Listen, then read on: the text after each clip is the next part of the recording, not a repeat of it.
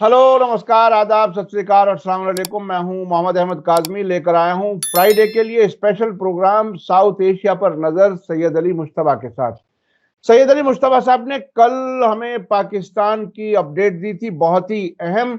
पाकिस्तान में क्या कुछ हो सकता है, सरकार क्यों नहीं बन रही है, क्या कुछ है, उस पर काफी तफसील से बात हुई है। उस एपिसोड को आप अलग से देख सकते हैं। आज के इस प्रोग्राम में हम अफगानिस्तान के सिलसिले में दोहा कतर में एक मीटिंग होने जा रही है, उस पर हम बात करेंगे।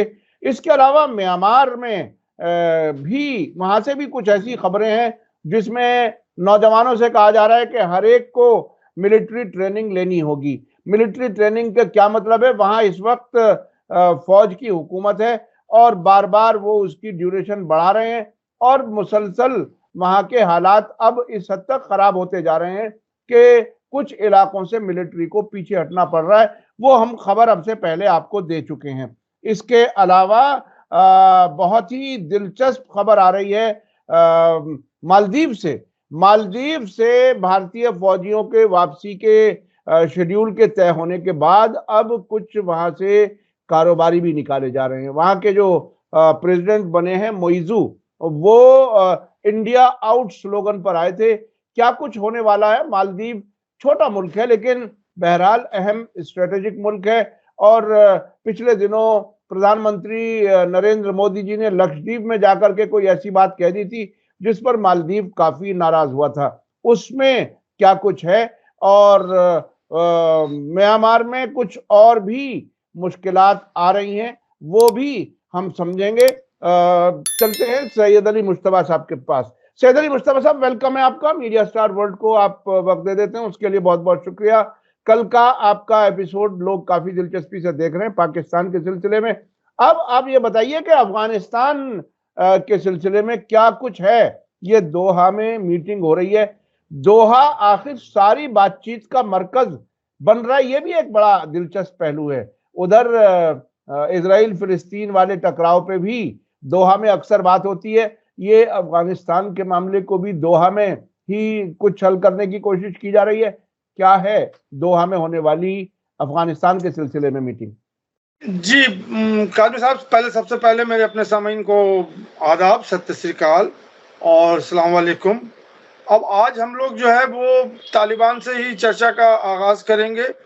और जो खबर जो बन के आई है वो ये है कि अब तालिबान के करीब करीब 2.5 साल पूरे हो गए हैं हुकूमत के, और वो लोग शायद 15 अगस्त 2022 को जो है वो मतलब आ गए थे गद्दी पे। 2021 को, 2021 रिपीट कर लीजिए, रिपीट कर लीजिए इस जुमले को, ये एडिट हो जाएगा। जी हाँ। अब ये खबर इसलिए इम्पोर्टेंट है कि 2.5 साल हो चुके हैं तालिबान को बरसद इख्तिदार आए हुए। वो 15 अगस्त 2021 को जो है वो उन्होंने अपनी गद्दी संभाली थी और उन्होंने काबुल पे कब्जा जमाया था, और उसके बाद से वो जो है इख्तिदार उन्होंने ले लिया है। तो ये जो खबर है वो ये है कि 18 फरवरी को एक बाकायदा कॉन्फ्रेंस होने वाला है दोहा के। तो दोहा का सिग्निफिकेंस ये है कि जब तालिबान नहीं आए थे उससे पहले भी बहुत राउंड ऑफ टॉक्स हुए थे तालिबानों के बीच में और अमेरिकन रिप्रेजेंटेटिव के बीच में, और उसके बाद ही ये निकल के आया था कि तालिबान जो है अब अफगानिस्तान में जो है वो हुकूमत करेंगे। तो दोहा जो है वो इसलिए बहुत इंपॉर्टेंट है कि वो सारे टॉक्स जो है, तालिबान को भी जो है पहली बार 5 स्टार होटल देखने को मिला था, और वो जो है अपनी पगड़ी संभाले हुए जो है वो अपने जा रहे थे कॉन्फ्रेंस में। वो सब मंजर तो आपने देखा ही होगा। तो अभी ये जो कॉन्फ्रेंस हो रहा है इसका उन्होंने वाजे कर दिया है कि ये कॉन्फ्रेंस जो है वो तालिबान को रिकॉग्नाइज करने के लिए नहीं की जा रहा है। ये कॉन्फ्रेंस का जो मेन मकसद है कि वो यूनाइटेड नेशन के अंडर ये कॉन्फ्रेंस हो रहा है, और इसमें वो एक रिप्रेजेंटेटिव यूनाइटेड नेशन का वो अनाउंस करेंगे।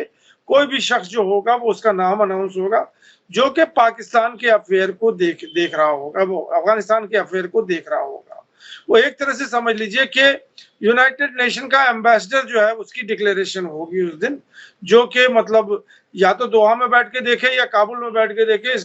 इसकी जो मतलब अनाउंसमेंट है या घोषणा है ये 18 तारीख के मीटिंग में होगी। दूसरी बात है कि जो भी डोनर मुल्क हैं, जो कि अभी अफगानिस्तान जो है वो मतलब डोनर के मुल्क के लोगों से चल रहा है, और वो 2001 से, जब से अमेरिका गई है तब से जो है वो फंड एलोकेट किए हुए हैं उन्होंने, और वो फंड जो है वो आते हैं अफगानिस्तान में और वो डिस्ट्रीब्यूट होते हैं, जिससे अफगानिस्तान अपनी सरकार चला रही है।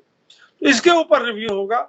उसके बाद जो है जो उनके जो वेस्टर्न कंट्रीज के जो डिमांड्स हैं, 4 डिमांड, जिसमें सबसे ऊपर जो है वो औरतों के हुकूक हैं, उसको बहाल करने के लिए, दूसरा टेररिज्म को कंट्रोल करने के लिए, तीसरा जो है वो पॉपी नारकोटिक्स को कंट्रोल करने के लिए, और चौथा जो है वो ओवरऑल सिक्योरिटी कंट्रोल करने के लिए।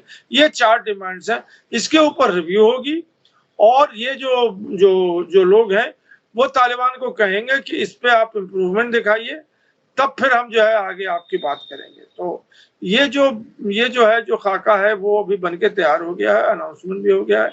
अब इसमें जो है वो तालिबान को भी इनवाइट किया है। बहुत सारे ऐसे कॉन्फ्रेंस हो चुके हैं जिसमें तालिबान गए नहीं थे, लेकिन इसमें तालिबान भी जाएंगे, और खासकर जो है विमेन ग्रुप भी जाएगा। अब ये क्लियर नहीं हुआ है कि ये विमेन ग्रुप जो है ये तालिबान लेके जाएंगे या उनके अपने ही जो अफगान विमेन हैं जो आउटसाइड मतलब काबुल रहते हैं या आउटसाइड अफगानिस्तान रहते हैं वो आएंगी वहां पे, इसकी भी नहीं। लेकिन ये तो मालूम है कि वहां विमेन ग्रुप होगी जो कि अफगान विमेन होंगे वहां पे। तो बहरहाल अभी तक तो यही खबर हमारे सामने आई है जी। अच्छा, अफगानिस्तान के जिस तरह के हालात, कई पैमानों पर तो उन्होंने काफी इम्प्रूवमेंट किया है। अब से पहले हमारी आपकी बात हुई कि उन्होंने सिक्योरिटी को काफी बेहतर किया है, पॉपी का जो पैदावार है उसे कम किया है, और अभी पिछले दिनों एक उलमा कॉन्फ्रेंस हुई काबुल में जिसमें लड़कियों की तालीम के लिए जोर दिया गया। तो ये इंडिकेटर्स तो ऐसे बता रहे हैं कि तमाम मुश्किलात के बावजूद भी तालिबान किसी हद तक सरवाइव करने की हालत में नजर आ रहे हैं। तो ये क्या दोहा की ये एक एक्सरसाइज रिकॉग्निशन से पहले का कोई कदम होगा? क्या लगता है आपको? क्योंकि अभी तक भी सभी मुल्कों की एम्बेसियां वहां पर काम नहीं कर रही। कुछ मुल्कों की एम्बेसियां काम कर रही हैं, कुछ एम्बेसडर लेवल के लोग हैं या भारत के जैसे टेक्निकल स्टाफ है वहां पर। तो ये किस तरह से किसी एक मुल्क को लगातार आइसोलेशन में रखा जा सकता है? ये एक बड़ा सवाल है इंटरनेशनल कम्युनिटी के लिए। आपको क्या लगता है कि क्या ये सिलसिला ज्यादा लंबा चलेगा या बस अब निपटने वाला है? देखिए, मुझे तो यही समझ में आ रहा है कि ये सब जो कॉन्फ्रेंस हो रही है या जो कुछ हो रहा है ये तालिबान को इंगेज करने के लिए हो रहा है। और इंगेज करने का मतलब उसके आगे अगर आप डिड्यूस करेंगे कि उनको रिकॉग्नाइज करने से पहले की तैयारी चल रही है कि आप ये करो तो हम ये करेंगे, आप ये करो तो हम ये करेंगे। तो ये तो बिल्कुल वाजे है कि ये एक स्टेप है या एक कड़ी है फर्दर, मतलब अफगानिस्तान में तालिबान की गवर्नमेंट को रिकॉग्नाइज करने के लिए। अब वो कितनी जल्दी कर दे ये इस पे सवालिया निशान है, लेकिन इसमें अगर ऐसा नहीं करना होता, उनको रिकॉग्नाइज नहीं करना होता तो कॉन्फ्रेंस क्यों करते हैं? ये तो सीधी सी बात है। अब इसमें एक तरफ की बात और मैं आपके तरफ से वादा करना चाहता हूं कि वेस्टर्न ममालिक से तालिबान के भी कुछ डिमांड्स, और वो डिमांड ये है कि जो अमेरिका ने उनके जो फंड्स हैं जो फ्रीज किए हुए वो रिलीज करने के लिए, एक डिमांड उनका सबसे बड़ा है। दूसरा उनका डिमांड है कि जितने भी फॉरेन कंट्रीज हैं वो अपने एम्बेसीज यहाँ फिर से बहाल करें, और हमारे एम्बेसडर जो है वो फॉरेन कंट्रीज से जाकर के यहाँ जाकर के उनके कॉन्सुलेट में बैठे वो, और एक तरह से उनको कम्युनिटी, वर्ल्ड कम्युनिटी में उनको जगह मिले और यूनाइटेड नेशन में भी वो अपने रिप्रेजेंटेटिव भेज सकें। तो ये तो अफगानिस्तान के अपने डिमांड्स हैं, और भी कुछ डिमांड्स होंगे ट्रेड एंड कॉमर्स के और एड के और फाइनेंशियल। और ये अभी जो सबसे बड़ी बात है कि वो यूएनडीपी की रिपोर्ट थी कि वहां पे जो है इतने पैसे चाहिए अफगानिस्तान को, वहां पे हंगर से और पॉवर्टी से और लोगों की इकोनॉमिक और माशी हालत को इम्प्रूव करने के लिए। तो मुझे लगता है कि ये भी बात उठेगी दोहा कॉन्फ्रेंस में कि डोनर कम्युनिटी को जो अभी पैसे दे रही है उनको और कितने पैसे देने होंगे, इस पर वो कमिटमेंट कराएंगे। तो ये बड़ा इंटरेस्टिंग मतलब वो कॉन्फ्रेंस होगा कि उसके बाद जो निकल के आएगा और जो चीजें आएंगी वो फिर हम अपडेट करेंगे आपको।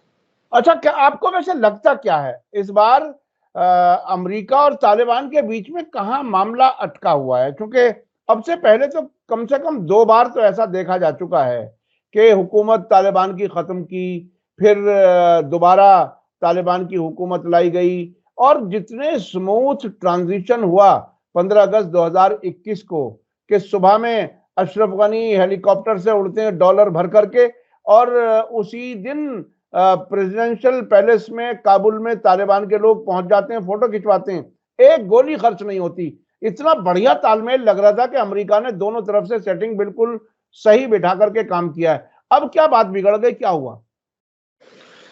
देखिए, मुझे जो जहां तक यहां से समझ में आ रहा है वो है तालिबान का और विमेन का, औरतों के हुकूक का जो जो जो कश्मकश चल रहा है, वही मेरे ख्याल में इन सारी चीजों को रोक रहा है कि तालिबान को रिकॉग्नाइज करने के लिए। लेकिन मुझे लगता है कि तालिबान को भी इस बात का इल्म है कि अगर वो रूढ़िवादी और कट्टरवादी अगर वो रवैया इख्तियार करते रहेंगे तो उससे लॉस उन्हीं का है और किसी का नहीं है। या तो वो किसी तरह से इसमें सॉफ्ट हो और कुछ इसमें मतलब ऐसा बीच का रास्ता निकाले जो कि मतलब वेस्टर्न हुकूमत को भी पसंद आ जाए और इनका भी जो है जो एक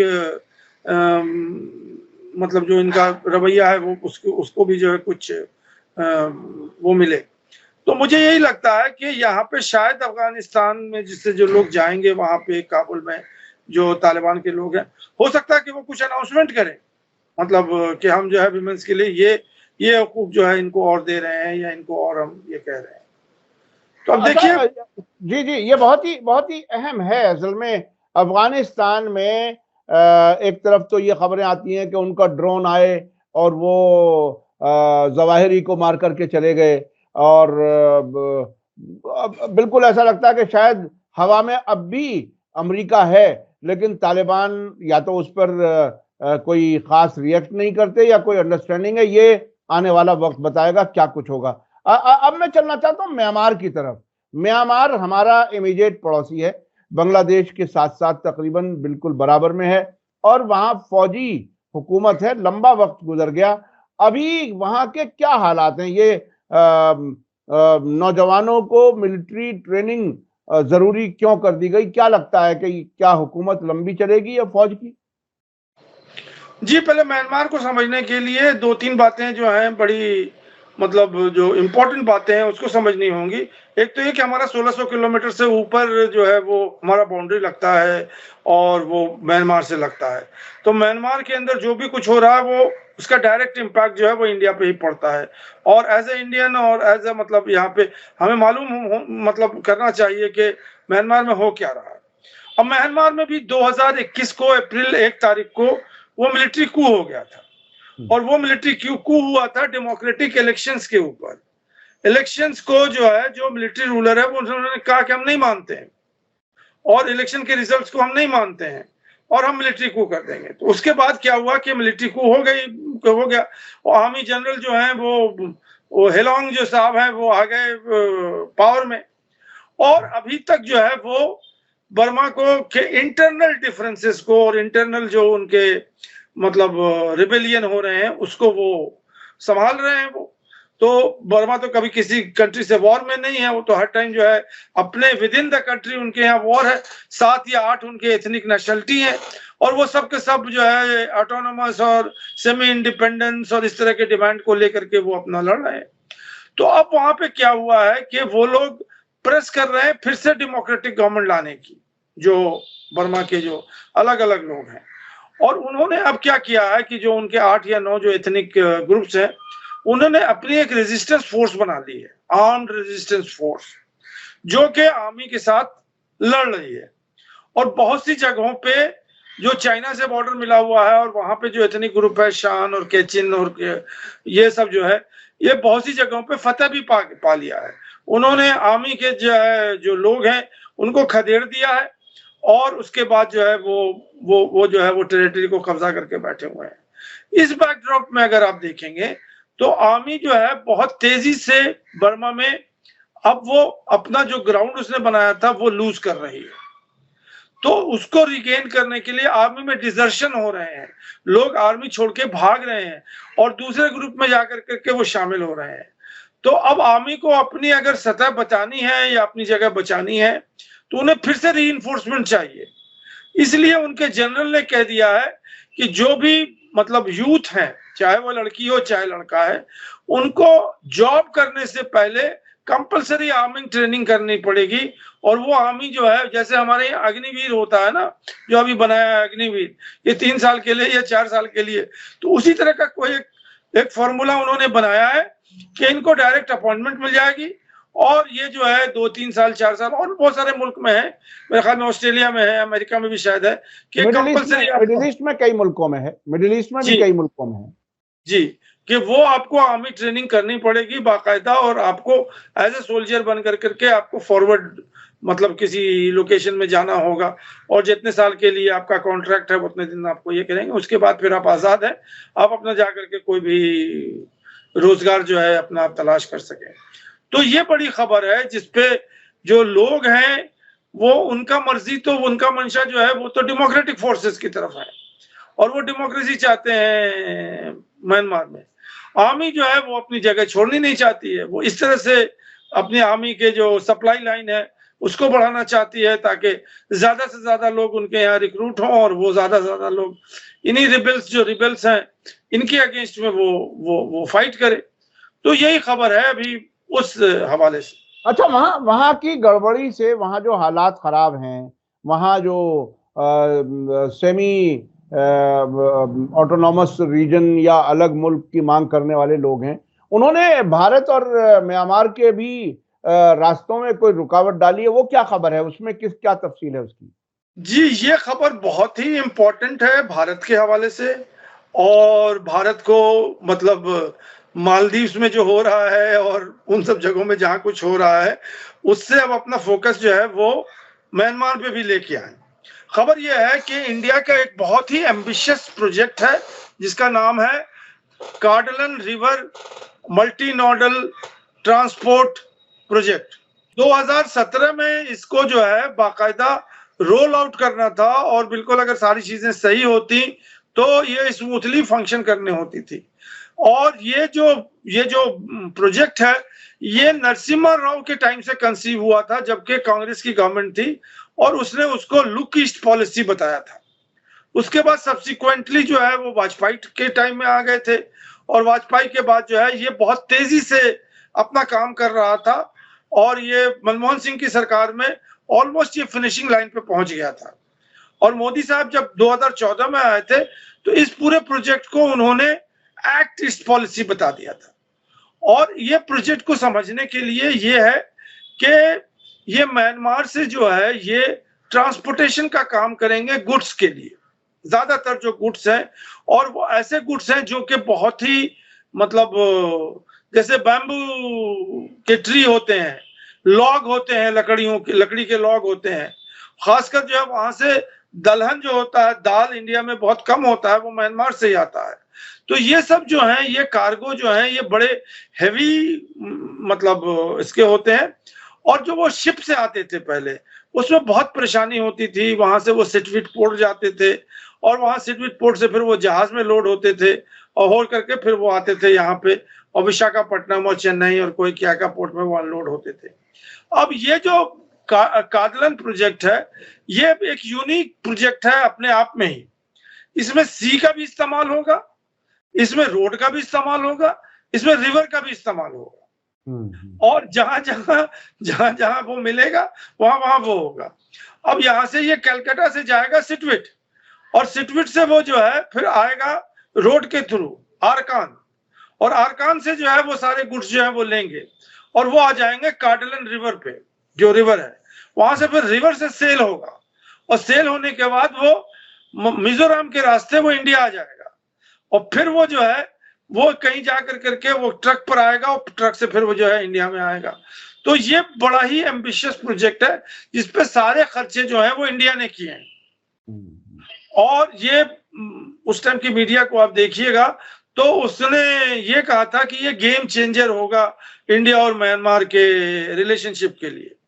लेकिन अब जो सूरत हाल है जिसकी हम लोग चर्चा कर रहे हैं, वहां पे वो आरकान रेजिस्टेंस फोर्स है, जो आरकान सूबा है, वहां पे जहां रोहिंग्यास रहते थे, रेकिन में, वो वहाँ एक अरकान रेजिस्टेंस फोर्स है जो बहुत तेजी से मतलब वहाँ की टेरिटरी पर वो कब्जा कर रहा है।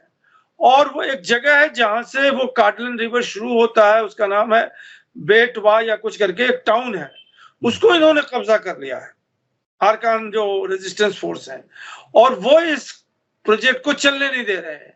और उनका ये कहना है कि जब तक हमारा ऑटोनोमस डिमांड जो है वो स्टेट का वो नहीं मानेंगे, तब तक हम इसको चलने नहीं देंगे।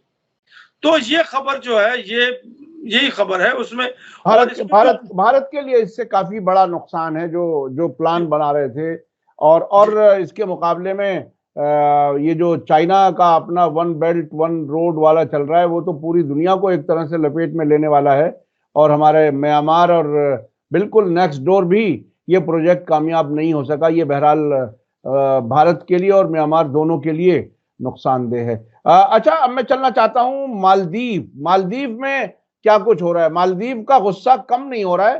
वो इंडिया आउट वाला जो मामला शुरू किया, बीच में अबू धाबी में मोदी जी से भी मिले मोइजू साहब, उस वक्त बड़ी अच्छी अच्छी बातें हुई, लेकिन अभी तक क्या कुछ है? क्योंकि ताल्लुकात में कहीं ना कहीं कशीदगी तो मुसलसल नजर आ रही है। उसे कभी कभी आर्टिफिशियल रिपेयर करने की कोशिश होती है। आप कैसे देख रहे हैं, क्या कुछ हुआ है?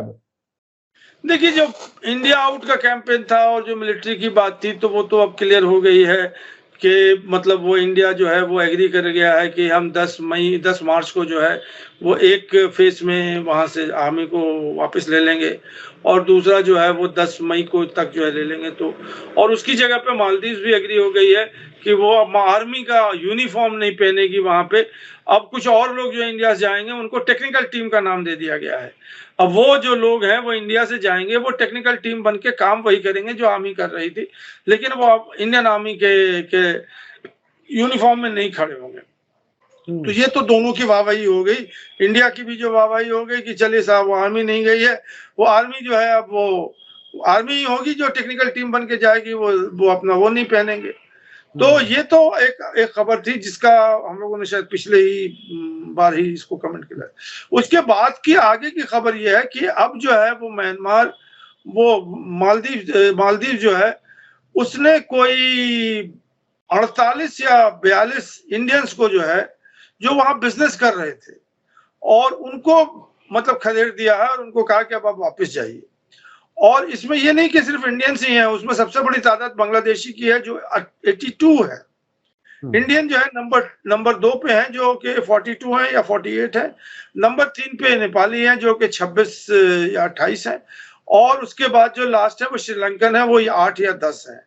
ये सब लोग जो है म्यांमार में ये किसी और के नाम पे ये बिजनेस कर रहे थे, और ये जो बिजनेस से जो पैसे हैं वो खुद अपने लिए कमा रहे थे, जो कि एक इलीगल एक्टिविटी है मालदीव के रूल्स के मुताबिक। तो मालदीव ने इन लोगों को आइडेंटिफाई किया और इन लोगों को डिपोर्ट कर दिया, ये लोग को कहा कि आप जाइए। तो ये ऐसा नहीं है कि वो इंडिया आउट का ही के अंडर है, लेकिन ये मालदीव कर रहे हैं। अभी आप देखिएगा, ये तो बिजनेस वाले हैं, बहुत सारे जो इंडियन हैं वो कंस्ट्रक्शन वर्कर में भी है, उनकी भी अब नंबर आने वाली है कि उनके पास प्रॉपर पेपर है कि नहीं है, क्योंकि बहुत से लोग जो हैं वो बोट के रास्ते पहुंच जाते हैं और वहां जाके रहने लगते हैं। तो हो सकता है कि वहां भी CAA लग जाए, वहां भी NRC लग जाए, ये इस तरह की चीजें होंगी जो कि वो इंडिया को तकलीफ देंगी, क्योंकि जो टारगेट जो कम्युनिटी है, क्योंकि चाइनीज तो वहां है नहीं, तो मतलब वो तो वही है मतलब। तो अब देखिए अभी वहां पे क्या हो रहा।